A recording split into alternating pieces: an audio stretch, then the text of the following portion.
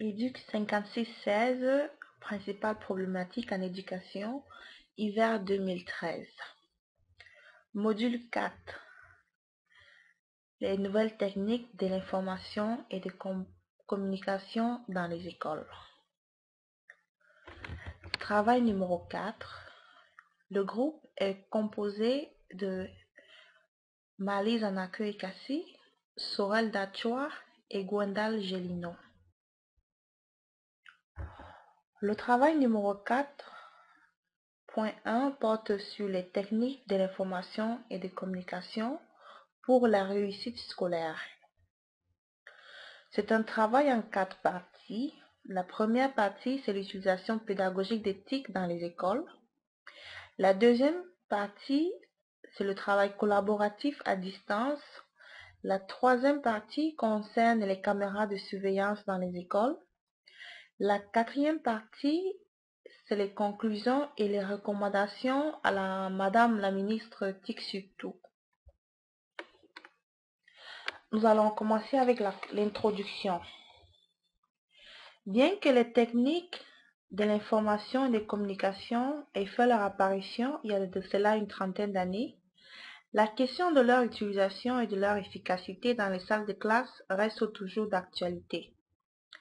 Leurs avantages sont immenses et leurs inconvénients minimes, mais l'engouement qui a présidé leur apparition ne se traduit pas toujours au niveau des salles de classe. Au regard de cette réalité, devrait-on investir dans les caméras de surveillance ou alors améliorer le matériel informatique de l'école qui, éventuellement, permettra aux enseignants de travailler de façon coopérative avec les autres enseignants des autres écoles? Nous arrivons à la première partie. La grande question est: pourquoi faut-il investir de l'argent pour l'achat d'éthique dans les écoles? Par éthique, on attend les techniques de l'information et de la communication. En plus d'aborder le problème de l'investissement dans l'éthique, nous allons aborder les avantages dans cette première partie. Alors, il faut investir de l'argent pour l'achat d'éthique dans les écoles pour favoriser un enseignement meilleur et adapté aux spécificités de chaque élève et améliorer les apprentissages. L'éthique a un avantage certain pour toute la communauté scolaire, à savoir les enseignants, les élèves et les parents. Pour ce qui est des enseignants, ces techniques de l'information et de la communication permettent la prise en compte des différences individuelles, favorisent l'individualisation des enseignements, représentent une alternative pour gérer l'hétérogénéité des élèves et permettre les liens d'échange et de relations pédagogiques à distance entre enseignants. Pour ce qui est des élèves, l'éthique leur permet de travailler à leur propre rythme. Les élèves en difficulté d'apprentissage peuvent également bénéficier de conseils personnalisés. Enfin, l'éthique favorise l'implication des parents dans l'éducation de leurs enfants, notamment par l'accès à l'information qui en est facilité, la flexibilité également. L'éthique aide les parents à avoir de l'information en temps réel sur leurs enfants et de suivre même quelquefois ce qui se passe dans la salle de classe. On peut suivre ainsi le travail et les progrès de son enfant. L'éthique peut de ce fait aider les parents, puisqu'à la maison, ils peuvent suivre à leur tour les travaux de leurs enfants. À présent, quels sont les inconvénients d'éthique? Comment y remédier? Comme on a pu le remarquer, il y a de très nombreux avantages à l'utilisation d'éthique, mais il y a, comme on peut s'en douter, bon nombre d'inconvénients. Parmi ces derniers, on peut citer le fait que les élèves sont habitués à obtenir des informations facilement grâce aux TIC, de sorte qu'ils ne se qu'ils ne travaillent pas autant qu'il faudrait pour apprendre efficacement. Le statut de l'écrit et les règles de l'écriture sont remises en question. La culture du gratuit est poussée à son paroxysme avec le piratage. La relation à l'autorité devient plus difficile. L'écran installe entre l'élève et l'objet de son apprentissage une distance préjudiciable sur le plan cognitif, physique et psychologique selon Poirier 2009. Pour remédier à toutes ces situations, on entend ainsi les inconvénients d'éthique. Il faudra éduquer les élèves à une utilisation efficiente et éthique des dites techniques de l'information et de la communication. Il faudra également que les activités réalisées avec l'éthique soient situées dans un contexte d'apprentissage signifiant, tel que le précisent Carcetti et ses collaborateurs 2005. Un troisième point de cette première partie sur la pertinence d'investir dans l'éthique, nous allons traiter la question suivante. L'éthique favorise-t-elle la réussite scolaire des élèves? Comment? De nombreux chercheurs s'accordent à reconnaître que l'éthique a un impact positif sur les élèves et favorise leur réussite scolaire, particulièrement pour les élèves qui connaissent des difficultés d'apprentissage. En effet, l'enseignement par l'éthique permet aux enseignants de réduire les inégalités scolaires par la prise en compte des différences individuelles. Ces derniers accompagnent donc de plus près leurs élèves pour un enseignement qui ne s'adresse que marginalement au groupe classe, mais à un certain nombre de groupes éphémères créés pour mieux encadrer tout le groupe classe. L'éthique offre des outils assez appropriés pour favoriser l'organisation du travail de groupe. Par ailleurs, l'éthique apporte des solutions pour intégrer la différenciation et la réussite scolaire des élèves du fait qu'elle propose plusieurs chemins susceptibles d'être adaptés au cas spécifique de chaque élève. Des recherches menées en Europe démontrent que 86% des enseignants trouvent que les élèves sont plus attentifs et motivés quand les ordinateurs et Internet sont utilisés en classe. L'éthique favorise un enseignement individualisé et adapté aux besoins et au rythme de chaque élève. La question suivante. L'éthique sont-elles utilisées par les enseignants en classe? L'utilisation d'éthique demeure faible dans les salles de classe à cause de la non-perception par les enseignants de la valeur ajoutée d'éthique à l'éducation. Seulement 20% des élèves 20% des écoles utiliseraient l'éthique de façon effective selon Poirier 2009. Par ailleurs, de nombreux enseignants semblent ne pas être formés à l'utilisation d'éthique dans la salle de classe, même s'ils les utilisent intensément de façon individuelle. Quels sont les facteurs qui favorisent l'utilisation pédagogique d'éthique en classe?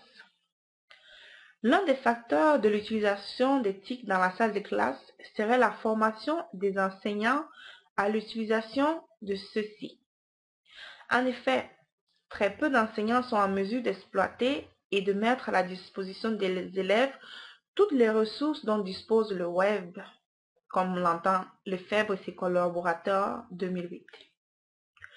Il faudrait aussi continuer à encourager et guider le personnel enseignant afin de voir un réel changement dans les pratiques pédagogiques utilisant l'éthique telle que recommandée par Mazerolles 2007. Un autre facteur qui favoriserait l'utilisation d'éthique en classe est l'exploitation du téléphone portable comme outil de travail pour chaque élève. Car cet outil permettrait aux élèves d'être plus actifs dans leurs apprentissages.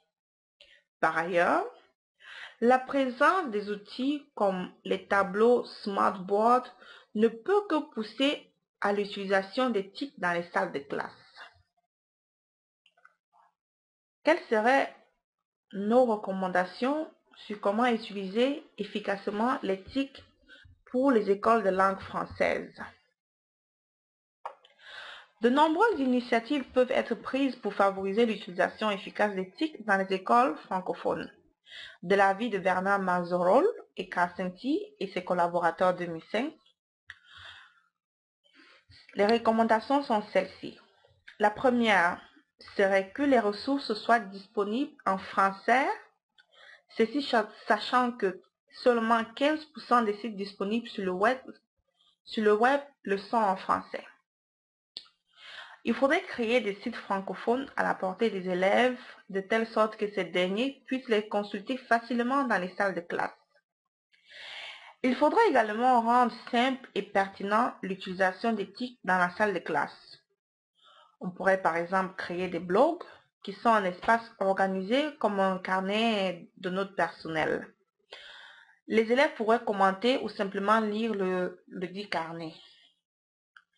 L'approche socio-constructiviste devrait être privilégiée pour favoriser le succès d'une intégration harmonieuse des TIC dans la communauté scolaire.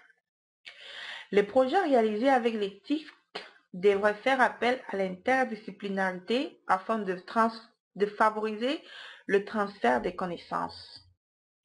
Il faudrait également trouver les moyens pour que les espaces virtuels créés bénéficient d'une contribution singulière pour les rendre plus vivantes. Nous arrivons ici à la deuxième partie. Cette partie concerne le travail collaboratif à distance. Deuxième partie, le travail collaboratif à distance. Première question, en s'inspirant des trouvailles de Tibère. La première question est la suivante. Le travail collaboratif à distance est-il possible entre les enseignants? Le travail collaboratif à distance entre enseignants est possible. Il existe 3 types de travail collaboratif à distance. Celui sous l'initiative d'un gouvernement, tel que c'est le cas en Colombie-Britannique, celui choisi par l'enseignant de son propre chef, tel que les plateformes de discussion, etc., ou celui mis en place par les acteurs eux-mêmes comme réponse à leurs besoins. Le travail collaboratif à distance entre enseignants est caractérisé par la création de ressources. L'expression des besoins ou les discussions favorisent l'émergence des travaux collaboratifs. La collaboration est continue car après la création de ressources ou d'outils, la communauté éducative continue à adapter les dits outils. Les initiatives sur les plateformes, les outils disponibles sur les réseaux sociaux amènent à développer les connaissances thématiques des enseignants. Tous les aspects du travail collaboratif à distance sont donc rendus possibles par l'éthique et permettent le développement professionnel de l'enseignant en ligne. Comment est-il possible de travailler en collaboration à distance? À propos de cette question, la préoccupation des enseignants doit être commune et les participants devraient avoir l'expertise pour vouloir approfondir un sujet donné. Les enseignants devraient aussi avoir accès aux ressources déjà disponibles, condition que pose Chouika 2007. L'esprit de collaboration, la communication électronique, entendu ici courriel, Skype, Adobe Connect, Gmail Call, etc. Les discussions de groupe sur les plateformes, portails intranet et autres, la coordination, la coopération et la participation rendent possible la collaboration à distance. Tous ces facteurs participent à l'apprentissage collaboratif qui est un effort commun pour construire des connaissances. Le groupe d'enseignants devient la source d'information, on parle ici de coopération, et le monde virtuel devient le lieu privilégié d'interaction. Le travail collaboratif à distance est régi par des règles et s'avère efficace uniquement si les participants suivent ces règles. Ces règles sont l'intérêt, la planification, la socialisation, la discipline essentielle pour assister aux réunions et faire le suivi. De plus, le respect de ces valeurs est exigé. Les dites valeurs sont le respect et l'intégrité, l'honnêteté et l'empathie, la transparence et l'engagement à étudier, en plus de l'appui mutuel entre enseignants. Le groupe d'enseignants qui suit ces règles, intègre ces valeurs, fait un usage efficace d'éthique, pourra travailler efficacement à distance et voir cette collaboration couronnée par la création de ressources ou adapter les ressources déjà existantes. Il faut ajouter que la collaboration à distance est possible et même souhaitable si, en plus du virtuel, elle s'accompagne régulièrement du face-à-face pour établir une véritable relation de confiance, tel que le sujet Shuika 2007. Quels sont les avantages du travail à distance? Le travail collaboratif à distance entre enseignants a plusieurs avantages. On peut citer ceci. Les participants ont déjà des connaissances pratiques et ont de ce fait une expertise sur le sujet. Ceci facilite les discussions. Grâce au TIC, le travail collaboratif à distance permet aux enseignants de réexaminer leurs connaissances. La communication est explicite et sans ambiguïté, d'où la capitalisation du temps. La collaboration à distance entre enseignants prépare le terrain à la relation de confiance qui s'installe lorsque les participants se voient face à face. La collaboration à distance des enseignants vulgarise l'utilisation des ressources et le partage global des connaissances. En cas d'éloignement physique, la collaboration à distance permet l'échange formel de connaissances et participe à entretenir des liens entre les membres de la communauté éducative. Après la participation aux activités qui aboutit à la création d'une ressource ou à l'adaptation d'une ressource déjà existante, la collaboration à distance a une continuité via le courriel ou les comptes rendus en ligne. Ceci aide l'enseignant à garder le fil conducteur. Nous arrivons au terme de la deuxième partie qui concernait le travail collaboratif à distance et nous abordons maintenant la troisième partie. Celle-ci concerne les caméras de surveillance. Première question de la troisième partie. Dans quelles écoles retrouvons-nous des caméras de surveillance? Ce sont les commissions scolaires qui décident de leur propre chef si elles doivent ou non installer des systèmes de vidéosurveillance. La FQDE, entendez ici Fédération québécoise des directions d'établissement, d'enseignement, affirme que la grande majorité des écoles secondaires ont recours aux caméras de surveillance. Ce sont les établissements situés dans les zones difficiles qui ont le plus grand nombre de caméras de surveillance. Une vingtaine en moyenne, contre seulement 3 dans les autres types d'établissements.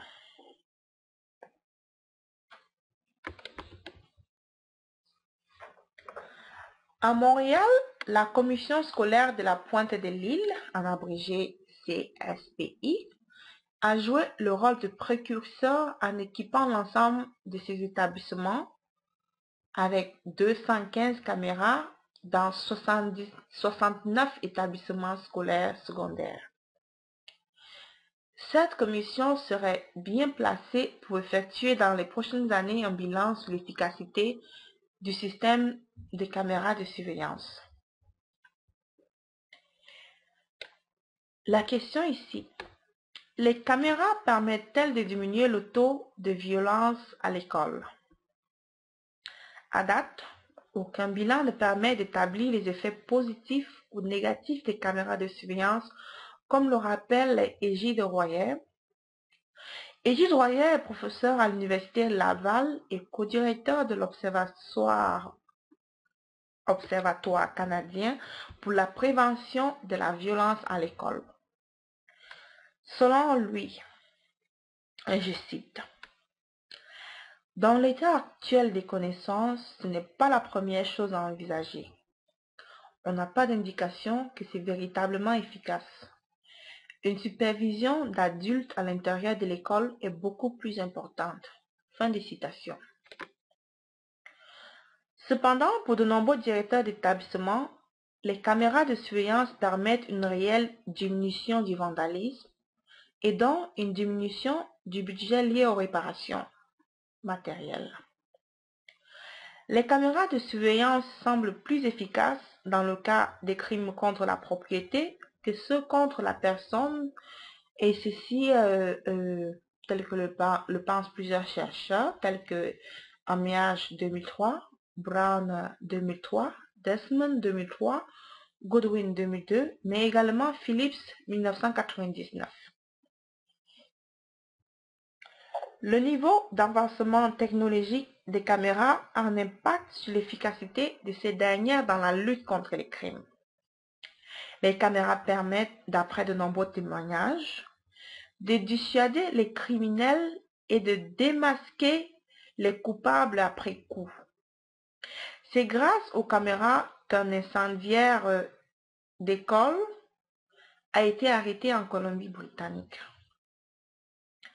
Avec le temps, les caméras n'ont plus un effet aussi dissuasif. Ceci est dû au fait que de nombreux délits filmés n'ont jamais été sanctionnés, tels que le rappelle Austin 1988, Brown 2003, Tiley 1993, Webb et Laycock 1992, Mayhew et ses collaborateurs en 1979.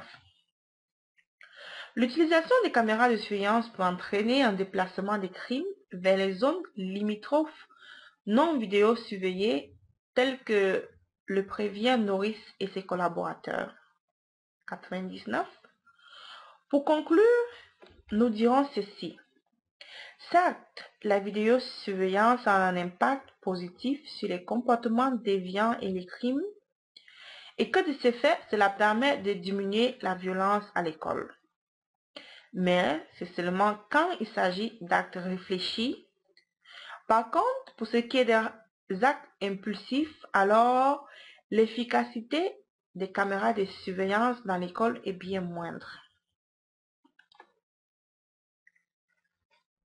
En contrebas de cette partie sur la diminution de la violence à l'école et la relation avec les caméras de surveillance, nous abordons une autre partie et ici nous traiterons de la question suivante. Les caméras de surveillance sont-elles un gage de réussite scolaire pour les élèves? Rien ne prouve que les caméras sont un élément déterminant dans la réussite des élèves. Mais il a été constaté qu'utilisées comme un outil dans un plan d'action global de lutte contre les facteurs favorisant l'échec scolaire, les caméras de surveillance permettent d'atteindre de bons résultats. Par exemple, les écoles de Saint-Amable illustrent bien le propos. En effet, Chantal Labelle et son équipe ont fait un véritable travail de fond dont le but était de faire travailler conjointement l'école, les familles et la communauté. Ce travail d'équipe a permis de mettre en place de nombreux projets essentiels à la diminution de la violence. Ils ont, entre autres, sécurisé les lieux où les élèves évoluent en utilisant des caméras de surveillance, tout en faisant en parallèle un travail de sensibilisation et de responsabilisation des élèves. De plus, ils ont développé des activités culturelles et sportives afin de donner aux élèves de la motivation au-delà de la simple peur de la répression.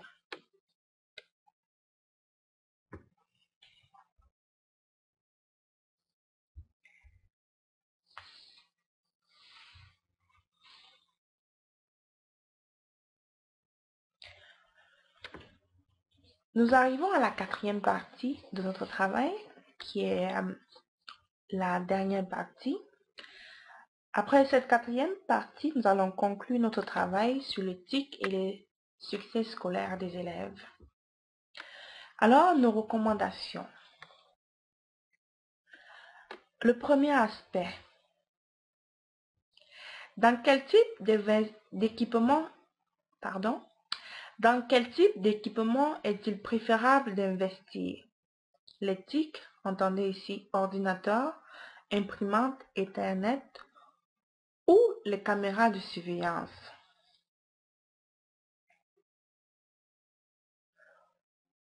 Nous pensons que les investissements doivent se faire dans les deux domaines, car plus une école va être équipée en TIC, plus elle sera susceptible de subir les vols.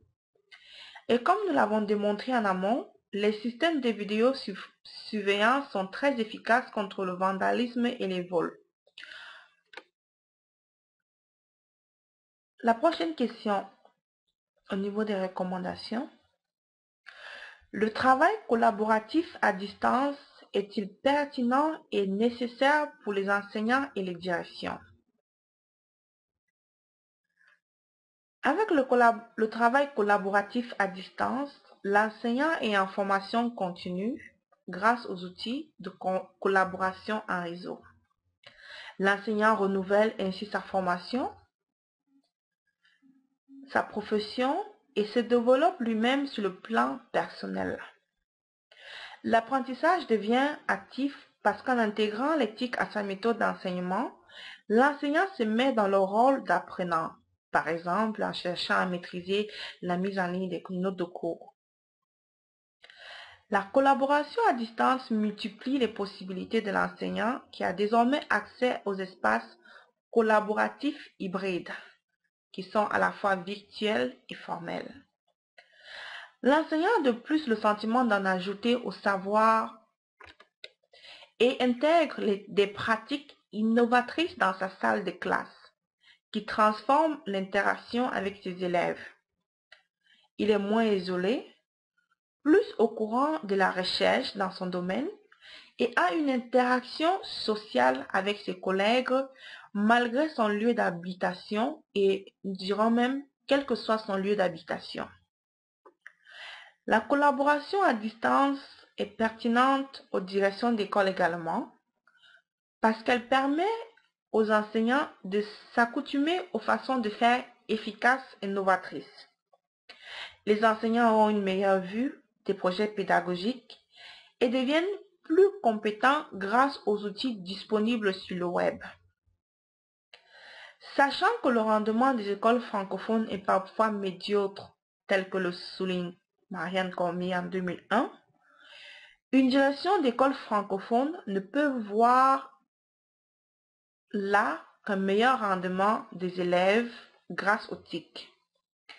Grâce aux TIC, les élèves pourraient avoir un meilleur positionnement aux évaluations provinciales ou nationales. Les enseignants deviennent plus efficaces grâce aux outils collaboratifs et sont mieux en mesure de guider les élèves. Avec la mobilité des acteurs au développement professionnel des enseignants, les directions d'école, selon nous, sont gagnantes. Elles auront moins à débourser pour le perfectionnement de leur personnel enseignant.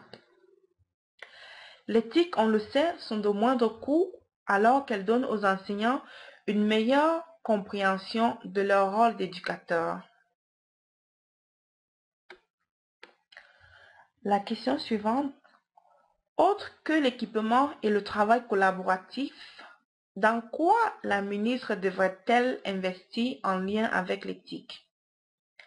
Selon nous, il faudrait encourager la collaboration des enseignants et leur participation à l'implantation d'éthique dans les écoles. Ces éléments sont indispensables pour l'intégration d'éthique. Il faut s'apprêter à offrir un soutien technique, pédagogique et administratif aux enseignants, tel que le recommandent Brelet et ses collaborateurs. Les enseignants auront besoin d'acquérir les habiletés techniques pour utiliser l'éthique et cela peut se faire au moyen de cours ou d'ateliers sur l'éthique. Nous arrivons au terme de notre analyse et nous allons la conclure de la façon suivante. Étant donné que rien ne prouve que les caméras de surveillance soient un élément déterminant dans la réussite scolaire des élèves, il n'y a pas, selon nous, véritablement intérêt à investir dans les caméras de surveillance dans les écoles. Il serait par contre judicieux de dépenser les dollars de l'école pour acheter l'éthique et trouver des stratégies pour amener les enseignants à utiliser l'éthique dans leur salle de classe parce que de nombreux chercheurs sont d'accord pour affirmer que l'éthique garantit la réussite des élèves.